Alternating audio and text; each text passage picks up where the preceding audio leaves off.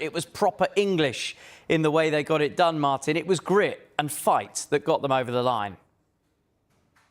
Yeah, I think if you look at the match stats for the final, nobody would suggest that England outplayed Spain. In fact, in terms of chances, shots on goal, possession, territory, Spain dominated. But as Carl rightly pointed out, under Serena Wiegman, England have found a way to get through these tough tournament matches, these knockout games where you only need one half chance and then you're back in there. And that's what we saw that with Chloe Kelly, crossing that great cross that she did to Russo, and suddenly it was all on again. And actually you could sense Spain's frustration, couldn't you, after that? And I think when they got to penalties, I was pretty confident that England were going to do it, just because of that, as you say, that grit and that spirit and that sort of mental toughness.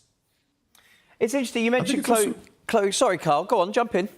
I think it's also important to say when we talk about proper England is an idea about execution of plans. England have very often been better in the second half of games throughout this tournament. Proper England is remembering the job you're meant to be doing. And then we talk about proper England, it's also to understand the Lionesses as a reflection of modern England. Young player of the tournament is Michelle Ajimang. Her parents are from Ghana. This is a back full with players like Jess Carter, players with roots all across the cultural diaspora. This is proper England, and it includes a melting pot. It's not just the old-fashioned tub-thumping grit and grind, but also the newness that's been brought to it as well. This is a team led by a Dutch woman. This is a team with young players with roots all around this world, and they should be celebrated as well, in addition to this achievement too. Yeah, it's a really good point you make, and it brings us on to the role. I was going to talk about Chloe Kelly because Martin had mentioned it, but Michelle Ajimang falls into the same bracket. These positive clicks is the name of the WhatsApp group of the England substitutes, and they really did come on and make positive changes. Chloe Kelly crossing for Russo's header. She made a brilliant cross in the Sweden game as well, Chloe Kelly, and then obviously took the important kick. But in Michelle Ajimang, they've got the young player of the tournament as well. The future is looking really bright, Martin. Yeah, it is, because there had been a bit of a worry that actually England weren't going to be able to reach the heights that they had when they got to the World Cup final and the previous Euros. But yes, you're right. The key is to have this young talent coming through, and we absolutely do, which is something really heartening. I mean, you talking about Chloe Kelly. I mean, you might think, if she is so good, why is she not starting in the starting lineup? But that it shows the excellent coaching of Serena Wiegman, that she knows that for England it's best that she comes on when she does and can be match changing, and that's what's happened. And just another mention of Jess Carter, had that horrible racist abuse, and she came and I thought was actually the best player on the pitch yesterday. She was flawless, absolutely brilliant. On Serena Wiegman, just before the tournament, maybe even after the opening game where England lost to France, there was one or two murmurs that, maybe the camp isn't as harmonious as it has been in the past. We saw Mary Earps retiring on the eve of the tournament, Fran Kirby opting out, Millie Bright, who is the captain, preserving her physical and mental well-being, not going to the tournament, and it looked like it might be getting away from England. But Serena Wiegman, almost by sticking to her guns, and the Chloe Kelly example is key to this point, there was a bit of a clamour to get Chloe Kelly on from the start. She said, no, we're going to do it my way, and her way wins tournaments, Carl. Yes, there's been a eagerness to paint Serena Wiegman as a sort of ruthless disciplinarian. But I think something that gets overlooked is that her form of leadership is very much straightforward, and it's one full of empathy. You've brought up positive clicks.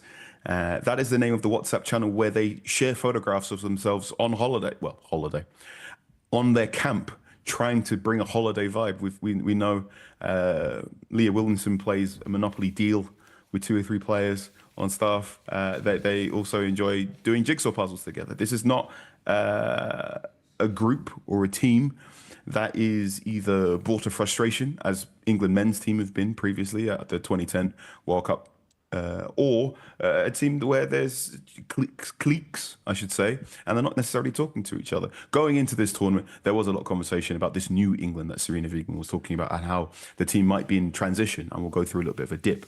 But the fact they managed to steer it through it's been phenomenal. Yeah, it certainly has. Talking about cliques, it was really nice to see all three of the goalkeepers celebrating together. Two of the goalkeepers never got on the field, but they were all celebrating with Hannah Hampton, who was a hero in the shootout. There did seem to be a real harmony in the squad. Let's take another look at that front page from The Sun. Front page is key here, Martin, because when we talk about the legacy for not just football in this country, but women's football in this country, it's in a really, really strong place. Double European champions, World Cup finalists. How do they keep on rolling to continue being on the front page of newspapers rather than just the back?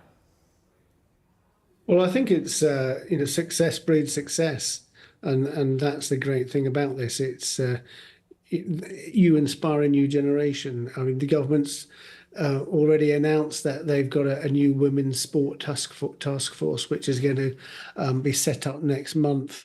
They plans to double the amount of peak time slots at publicly funded football facilities for women and girls.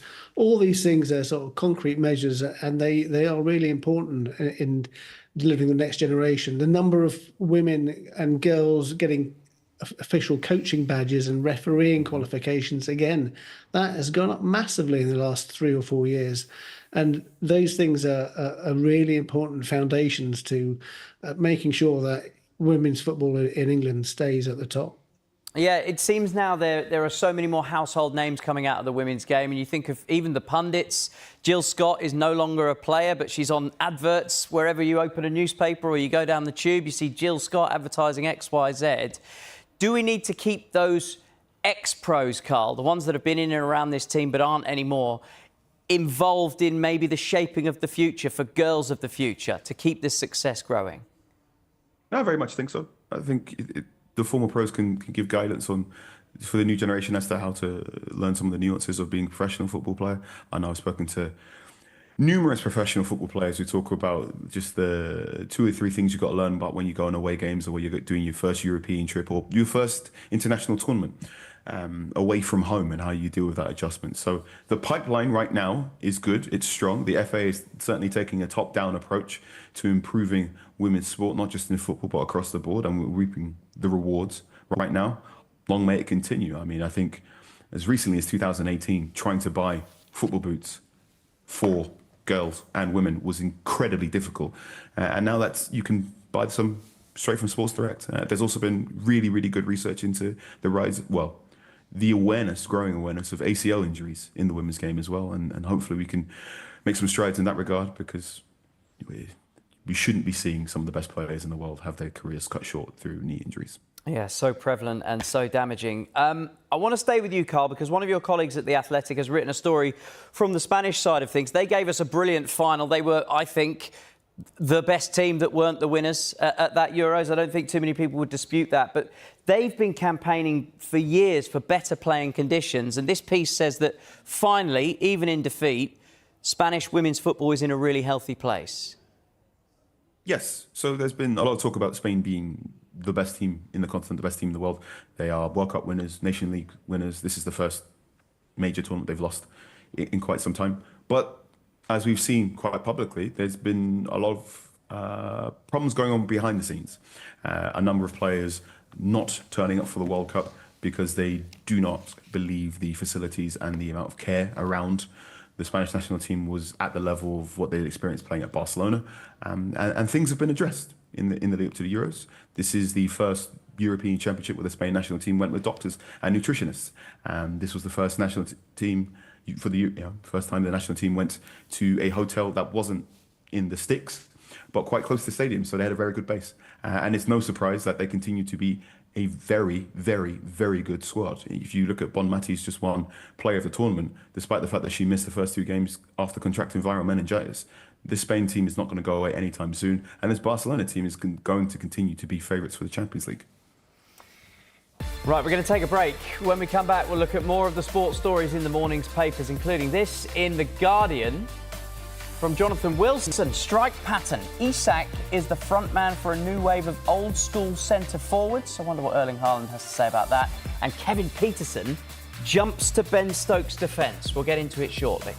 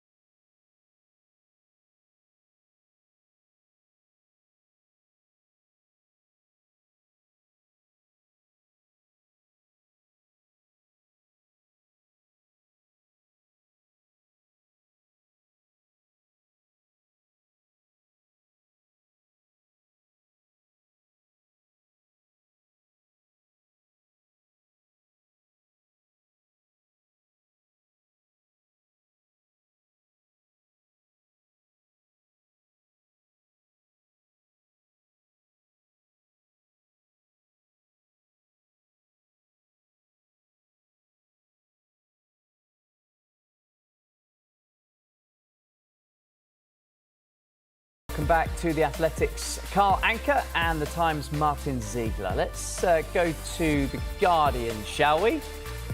So we've covered off England, but you see there, top left of the page, and it's Jonathan Wilson's piece, and he is banging the drum for Alexander Isak, the front man for a new wave of old-school centre forwards. I know a guy who wears number 9 in the blue half of Manchester who might go, but what do you make of this piece from Jonathan Wilson? A new wave for old-school centre forwards, Martin? Well, I think you're right, actually. Haaland might be the person who started the new wave, because there was a bit of a trend in the last few years, I think, where the old-fashioned traditional centre forward, just there to score goals, Alan Shearer type, perhaps it went a bit out of fashion. But Haaland very much breaks that mould. He is an out-and-out goal scorer, and I just wonder. And I think Jonathan has picked up on this. If you look at some of the players that have been signed, not just Isak, obviously highly in demand, but Arsenal have gone for an out-and-out striker now. And perhaps managers, coaches are thinking, let's go back to the tried and tested ways. Yeah, football, there are no new ideas. You just have to wait for the old ones to come back around. Isak is a hot topic at the moment, Carl, because it looks like he would quite like to leave Newcastle. Newcastle trying to dig in their heels. But also Liverpool shifting on Luis Diaz to create some cash. Do you see Isak ending this window at Anfield? Maybe. I think Alexander Isak is one of the best strikers in Europe, if not the world. I think Newcastle would very much want to keep him, and I think the fact that he's got 3 years left on his contract means Liverpool are going to have to pony up at least 125 million before they can begin the discussion there. From what I hear from the Liverpool side, the sale of Luis Diaz plus the possible sale of Darwin Núñez, who's of interest to Napoli and some clubs in Saudi Arabia, might be able to help fund that. But I think it's a little likely that Isak stays for one more season in Newcastle, and then there might possibly be interest from a club like, say, Barcelona, who will probably need to replace Rowan Lewandowski next summer. Jonathan Wilson piece is excellent. I've been writing about the rise of the return of the big man striker since 2021. There's a piece I did on The Athletic calling Isak a footballing unicorn, in that he's 6'4", and yet he's able to dribble like he's 5'7". Footballing unicorn, I quite like that. If you could only have one of those, and maybe even we'll throw into the mix a peak Robert Lewandowski and Harry Kane. Just a quick answer, Carl. Who would you choose? Isak, I'm going for the younger one. Okay, today. Martin? Probably Harry Kane, I think, just because he just has got this incredible scoring record and can do it all. Yeah, he certainly can. He certainly can. There's plenty of other transfers. Just having a quick look at the Daily Telegraph. Nottingham Forest eyeing Traore and closing in on Dan and Doy from Italy.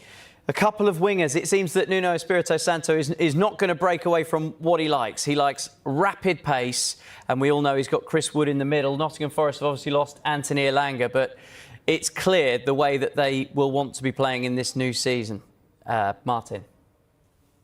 Yeah, I mean, Doy, I think he would be a really good signing from Bologna. I think they'd have to break their transfer record to get him. Traore, somebody I always think he's sort of very, very quick, but his finished product is sometimes leaves a bit to be desired. But obviously, Espirito Santo knows him, doesn't he? Previously from Wolves, so that might be a good mix. And I think with Gibbs-White staying there, all is probably looking a bit more comfortable for Forest now. Yes, it seems so. There is another story on that same page in the Telegraph, Carl. I might just be throwing this at you. You might not know. Matt Law has written, Chelsea want Ajax's Jorrel Hartau. I think your partner's Dutch, right? What can you tell us about Jorrel Hartau? Phenomenal left-footed centre-back. To my mind, probably better suited to playing on the left of a back three, but his potential is sky high. Whether or not he's going to cope with the adjustment to Premier League football immediately will be interesting, but he's definitely going to be a player who we'll be talking about between now and the next World Cup. Not 2026, but 2030, I should say. Okay, interesting. One thing that we're going to be talking about for the next few days, up until the final test match, is the end of the fourth Test match. And many people will have missed this because the Lionesses were on TV at the same time. But basically, England and India was going towards being a draw, and they had a big falling out because England wanted to end the game early, which does happen in Test cricket, Martin. India's batsmen wanted to bat on to get their centuries, and there's been a right old hoo-ha. Ben Stokes criticised by a lot of ex-Indian players, and now Jeffrey Boycott has jumped in and said that Ben Stokes was in the wrong. No way would he be dragged off on 89. Colour me surprised that Jeffrey Boycott would continue batting, but where do you stand on this?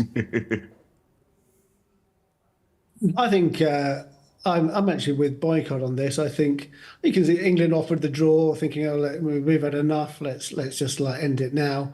But you want to, when India want to give one of their players an opportunity to get their maiden Test century, it's an obvious decision that they were going to stay out there and do that, and just in order to give confidence to that player for the next Test. I mean, I think Ben Stokes would do the same thing in that position. I'm sure he would, but it's been a bit of a narky series, an absolutely thrilling series, but there's been this underlying tension, and I just think that just adds even more spice for the next match. So I think bring on these sorts of confrontations.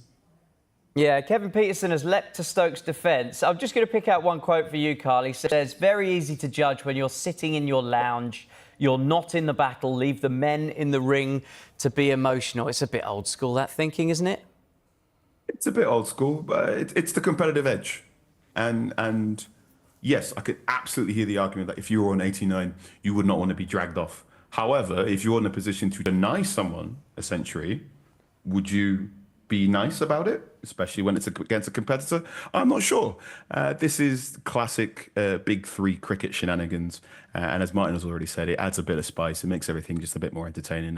And I'm looking forward to more aggro in the next Test. Martin, just to go back to football, you've written a piece about Everton selling their women's team to a sister company to open up some PSR spends. They're not the first club to do this, and not everybody is that happy with what they're doing. Yeah, this is basically following what Chelsea have done and Aston Villa. So Everton, I mean, my club insider said that they want to open the way for investment into the women's team from the United States. But what's basically happened is the ownership has transferred to the parent company, and that will register a paper profit, which under these strange Premier League rules means that they can claim £10 million of profit for PSR calculations, and that should allow them to spend that money on new signings. Carl, only got about 40 seconds on this one from you, but Pep Guardiola in the Express saying the City job could be his last. What do you make of that? Surely we want Pep to stay in the game, don't we? Sure, why not? Unless you're a rival. Pep Guardiola is going to be the Manchester City manager and a football manager until he gets bored or until he gets exhausted. And there is no use predicting when that will happen because he's a very capricious spirit. And if a good player emerges that he wants to manage for a couple more years, he's going to change his mind. So don't take it. Take it with a big pinch of salt, this one. A big pinch of salt. I think there'd be lots of people knocking on Pep Guardiola's door if and when he decides to move on from Manchester City, maybe even an international job. He said he would like to do Brazil as well. The photo is out of date, by the way, on that Daily Express because he's still got a beard. And if you haven't seen it, Pep Guardiola is now sporting a moustache. Thank you to both of you. Really enjoyed the show. If you missed any of the show, there's another chance to see Back Pages at hour. It's available as a podcast. Download Back Pages wherever you get your pods. And join us again Tuesday night. Our guests will be Miguel Delaney and Charlotte Dunker. And up next, the Lionesses are back in England and they visited number 10. Their Euro 2025 celebrations continue and there is a big party and parade planned. We'll have more next.